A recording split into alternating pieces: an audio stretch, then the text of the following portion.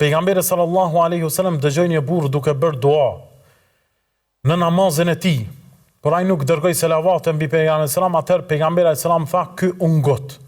Pastaj e thirrë atë dhe i tha, kur ndonjëri prej jush falet, le të filloj me falënderim ndaj Allahut azza wa xal dhe me lavdrim dhe pastaj le të dërgoj selavate mbi pejgamberin sallallahu alaihi wasallam e pastaj le të lutet çfarë të dëshiroj. Pra, kjo na tregon se s'pari do ta falenderojmë Zotin, dërgojmë selavate mbi pejgamberin alayhis salam dhe pastaj të lutemi me lutjet të cilat kemi nevojë secili prej neve.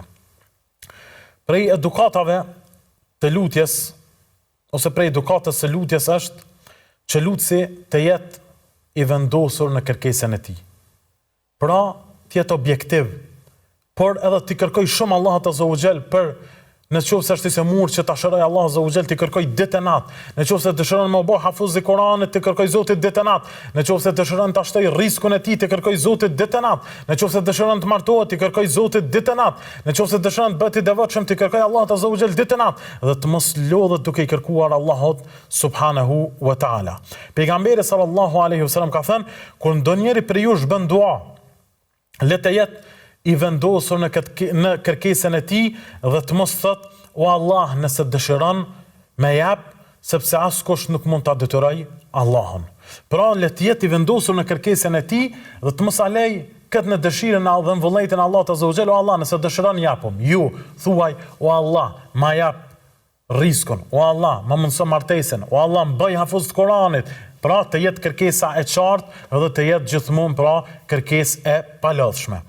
Për edukatës së lutjes dhe duas është gjithashtu se njeriu të mos nxitohet për ta marrë përgjigjen më njëherë. Allah azza wa xal ndonjëherë na shtyn përgjigjen e lutjes për ndonjë urtësi të caktuar. Ndoshta nuk i ka ardhur koha. Ndoshta ka pengesa të ndryshme. Ndoshta nuk të përshtatet, nuk është më e hajrit për ty ajo lutje që të përgjigjet. E kështu me radhë.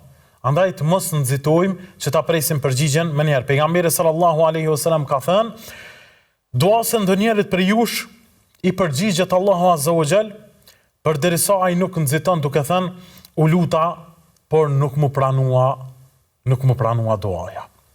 Gjithashtu, prej edukatës së lutjes është që njeriu të mos e teproj me fjalë të stolisura dhe të zbukuruara dhe të rimuara në dua, dhe të mos e ngrej zërin gjatë lutjes. Thot Allah azza wa xal, ud'u rabbakum tadarruan wa khufyatan innahu la yuhibbul mu'tadin. Dhe luteni Zotin tuaj, pra duke qenë të përulur dhe me fshetësi, pra me zë të ulët, sepse ai nuk i don ata që e teprojnë. Andaj lutja dhe dhikri më i mirë është kur bëhet pra me zë të ulur, duke qenë i përulur para Allahut azza wa xal.